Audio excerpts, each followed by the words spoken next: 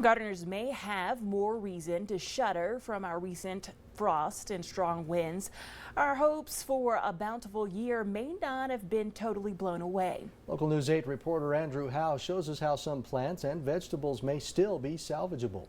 If you did get frost, you'll see blackened leaves on the squash plants, the pumpkin plants, the tomatoes. They'll just turn blackened and shriveled, and you know you didn't get them covered when you should have. Even though some of my tomato plants were damaged by recent wind and cold, John Crook from Town and Country Gardens tells me all may not yet be lost. If the tomatoes haven't been frozen and they're turning yellow at all, you can pull the vines or just pick the tomatoes, put them inside where it won't freeze, just at room temperature, and let them ripen, and they will ripen over time. The quality isn't as good as a vine-ripened tomato, but at least you can get some tomatoes out of it that way. John says plenty of other fruits and vegetables are okay to stay out for now.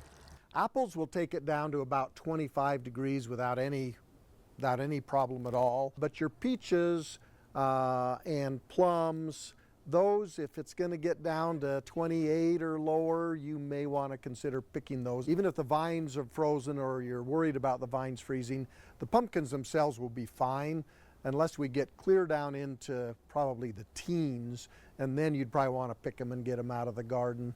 If you're not ready to retire your green thumb for the winter, John does have a few options. There are a lot of things for fall decoration that you still can plant now. A lot of perennial flowers, the rudbeckias, the black-eyed Susans, fall mums are really popular. Things like ornamental cabbage and kale are beautiful clear up until Thanksgiving, even when we get really, really cold. Reporting in Idaho Falls, I'm Andrew Howe.